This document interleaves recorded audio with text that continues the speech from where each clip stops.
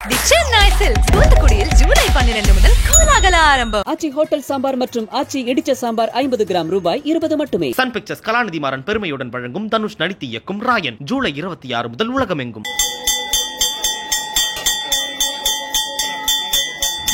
இந்த இடத்துக்கான சிறப்பு என்னன்னு பார்த்தாக்கா, சாமம் நீர்க்கும் சாபம் போக்கும் ஸ்தலம் இது.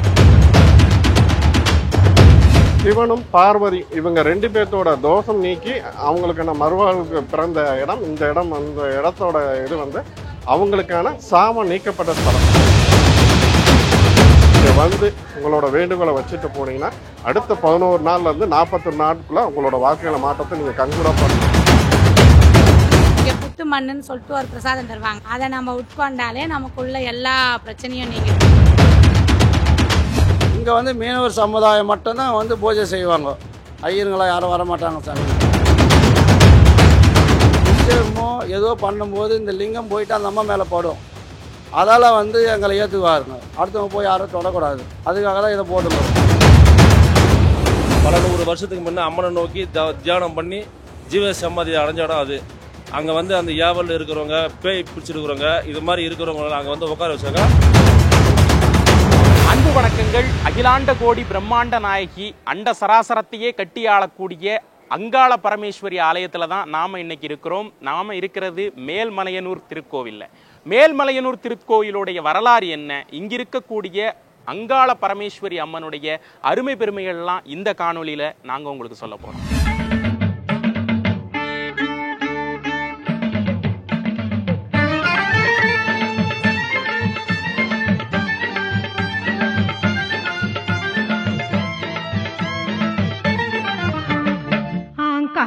ஓங்காரி ஆயி மகம் மாயி அபிராமி சுந்தரியே ஆத்தாளே மாறி. ஆங்காரி ஓங்காரி ஆயி மகம் மாயி அபிராமி சுந்தரியே ஆத்தாளே மாறி. கல்யாணி காமாட்சி காயத்ரி தேவி, கல்யாணி காமாட்சி காயத்ரி தேவி. காத்திட வர வேண்டும் கற்பூர ஜோதி, காத்திட வர வேண்டும் கற்பூர ஜோதி.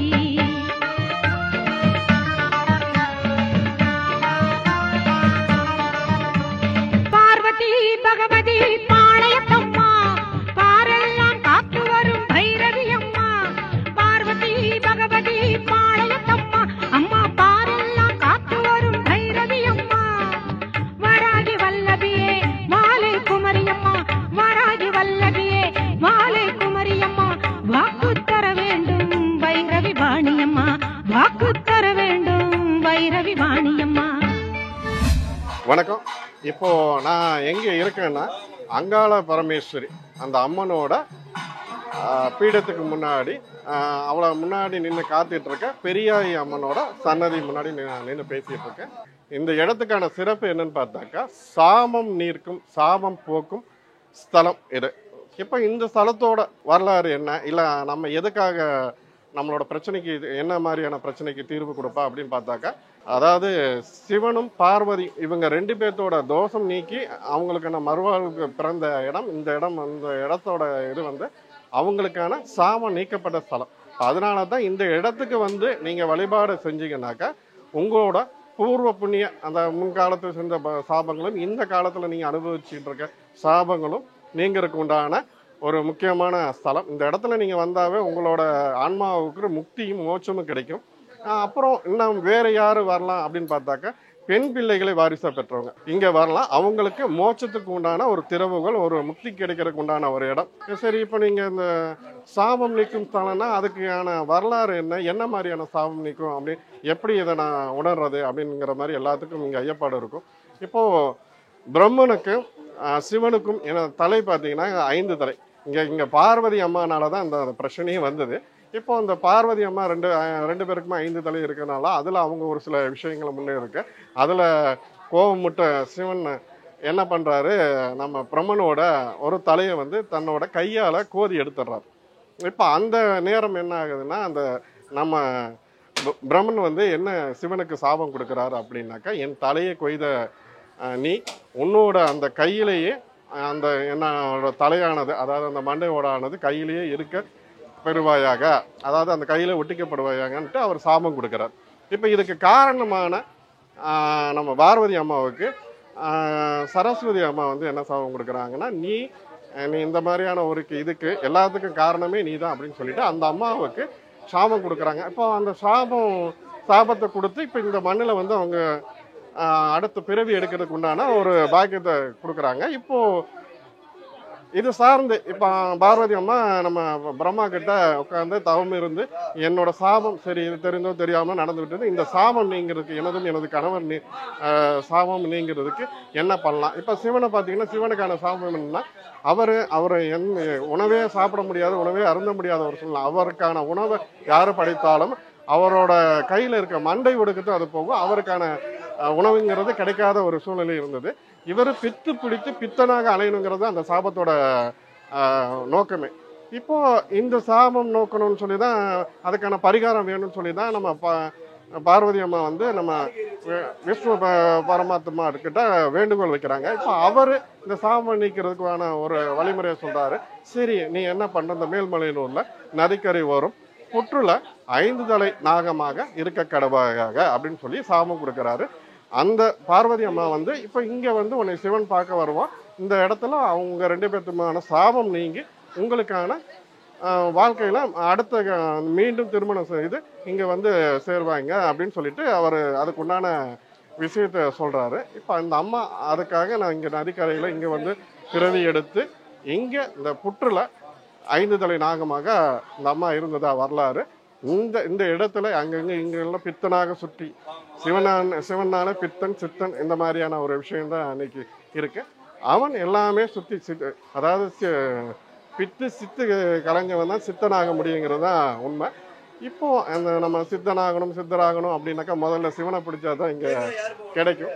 இப்போ இந்த இடத்துக்கு வந்து அவர் சேர்ந்து இந்த இடத்துல நம்ம சிவன் வந்து இங்கே வந்து இந்த இடத்துல சேர்ந்து நம்ம இந்த சாபம் நீங்கிறதுக்கு அந்த அம்மாவை பார்க்குறாரு. இங்கே சாபம் நீங்கிறதுக்கு ஒரு சில வரலாறுலாம் இருக்குது. அது நம்ம எங்கே இந்த மயான கொள்ளைங்கிற ஒரு சில விஷயம் இங்கே இருக்குது. அந்த மயான கொள்ளையில் தான் இந்த சிவனோட அந்த கையில் இருந்த அந்த மண்டையோடுக்கு உண்டான பரிகாரம் கிடைச்சது. அவரோட சாபம் நீங்கிறதுக்கு உண்டான விமோச்சனை கிடைச்சது. அதை சார்ந்து அங்கே நான் அதுக்கு உண்டான பரிகாரம் நான் சொல்கிறேன்.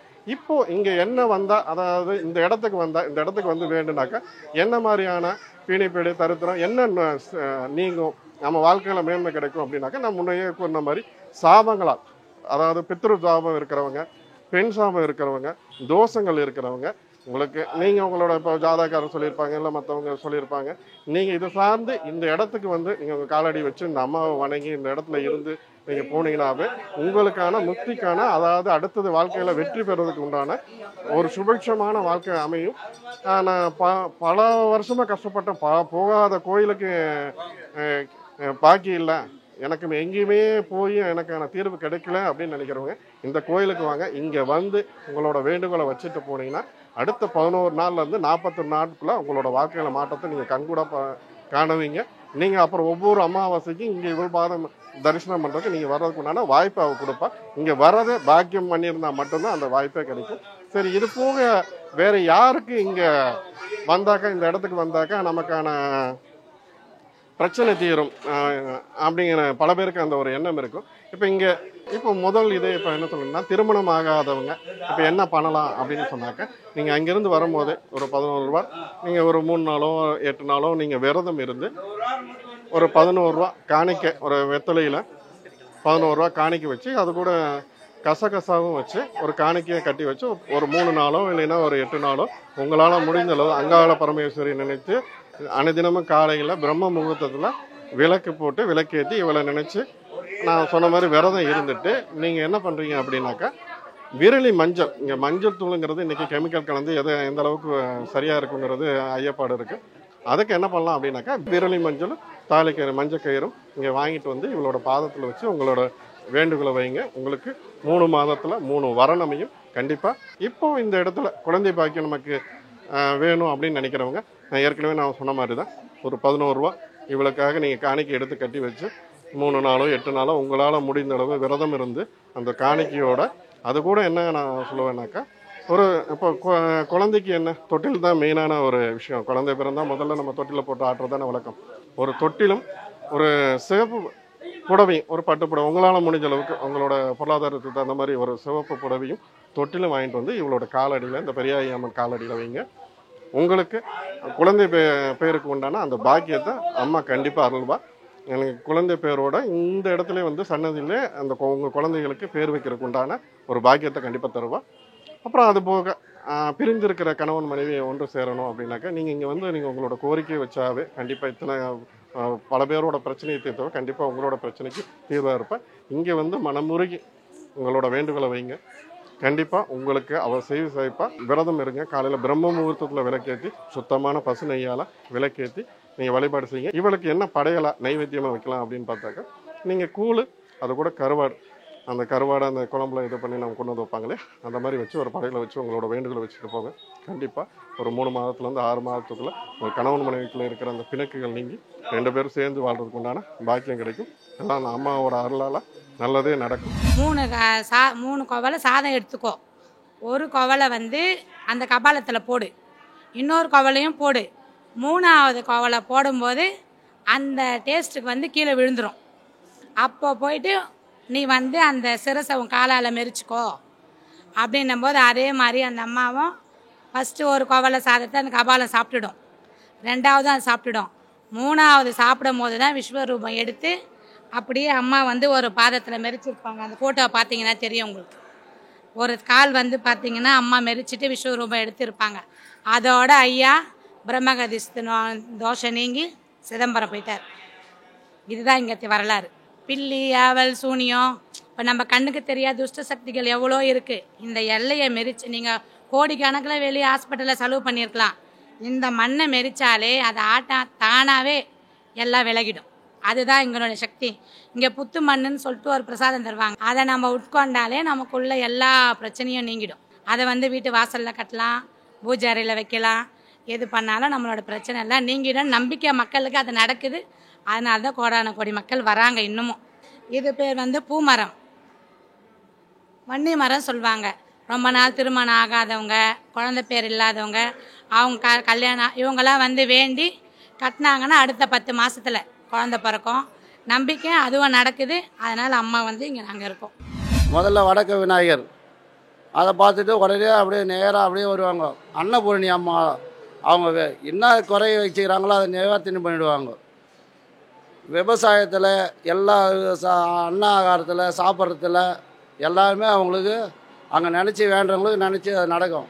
அப்படியே ஊஞ்சல் அம்மன் வந்தவுடனே மாங்கல்யம் திருமணம் ஆகாதவங்களுக்கு, குழந்தை பிறக்காதவங்களுக்கு தொட்டில் கட்டிட்டு அவங்கவுங்க வேண்டுதல் வைப்பாங்க. அம்மாக்கிட்ட வேண்டுதல் வச்சுட்டு எல்லாமே நடக்கும் நல்லபடியாக, எந்த குறையும் இல்லாது.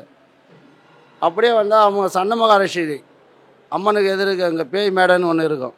அதில் எது உக்காந்தாலும் நிவர்த்தி ஆகிடும். பேய், பிசாசி, ஏவல், பில்லி, சூனியம் எல்லாமே போயிடும். அதில் அதனுடைய இதுவே அம்மனுக்காக தவிர இருந்த இடம் இப்போ சன்னமகாரிஷி இந்த ஊருக்கு மலையனூருக்கு வரத்துக்காக அவங்க தங்கினது தாயனூர், தரிச்சது மலையனூர்.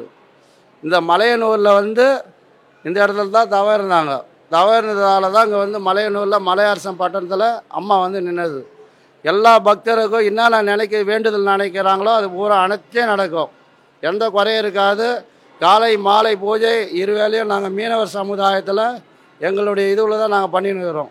மீனவர் சமுதாயத்தில் பிறந்ததால் இந்த அம்மா வந்து எங்களாண்டே இருக்கிறாங்க. அவங்க 3 பேர் இருந்தாங்க. சூரம், ஊரம், உக்கரகத்தை 3 பேருக்கு. அதால் வந்து மும்மூர்த்திகளை வந்து இங்கே வந்து எங்களுக்கு பொங்கல் வச்சு பூஜை நடத்துங்க, நாங்கள் உங்களுக்கு வழிபாடு போடுறோம், மீனவர்களுக்கு நல்லது செய்கிறோம் அப்படின்னு சொல்லிட்டு அந்த அம்மா அன்றைக்கி சொன்னதால் நாங்கள் வந்து காலகாலமாக, அது எத்தனை ஆண்டு காலமாக எங்களுக்கு தெரியாது, நாங்களாம் சின்ன பிள்ளைங்க, ஆண்டு காலமாக நடக்குது இந்த விழா.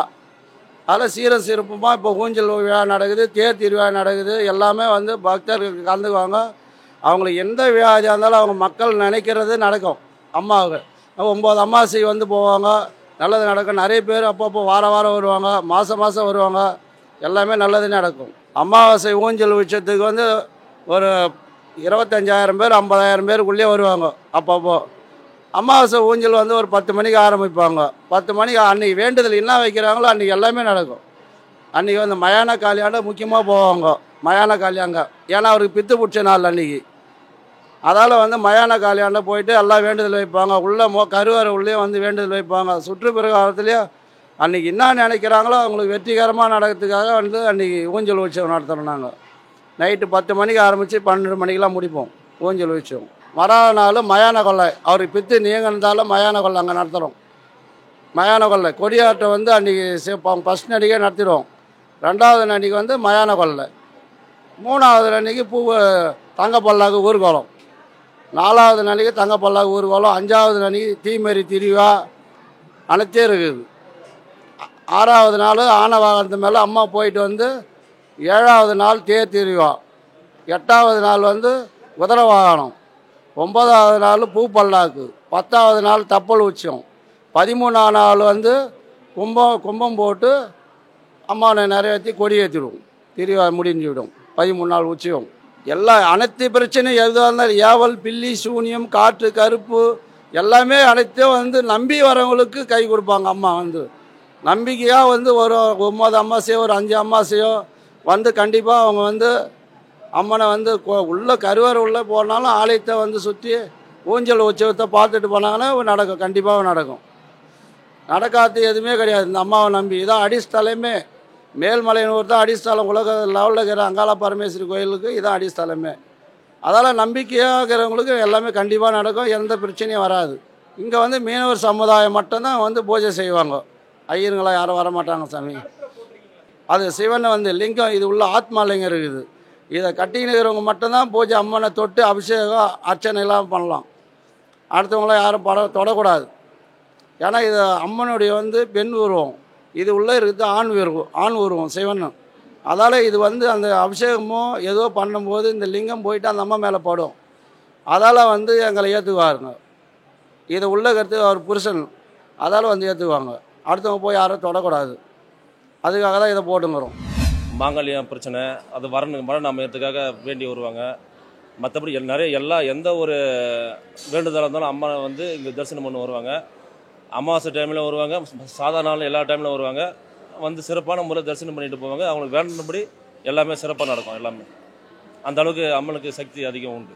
ஊஞ்சல் உற்சவம் ஐயா அமாவாசை தினத்தன்று தான் நடக்கும். ஊஞ்சல் உற்சவம் என்றைக்கு அமாவாசை பிறகுதோ அன்றைக்கி நைட்டு தான் ஊஞ்சல் உற்சவம் நடக்கும்.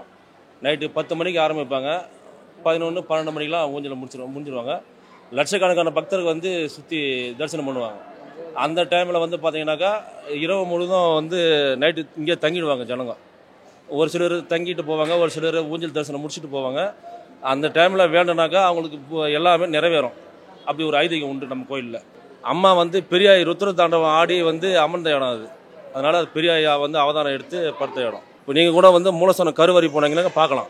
அம்மா பாதத்துக்கு கீழே தலை இருக்கும் பாருங்கள், அது வந்து பிரம்மனோட சிரசு. அது அதை முதற்கொண்டு தான் நாங்கள் மாதம் திருவிழா டைமில் சிவராத்திரி மகா சிவராத்திரி அன்றைக்கி மறுநாள் அமாவாசை அன்றைக்கி நாங்கள் வந்து கொட்டை எல்லாமே வந்து கொலை விடுவோம்.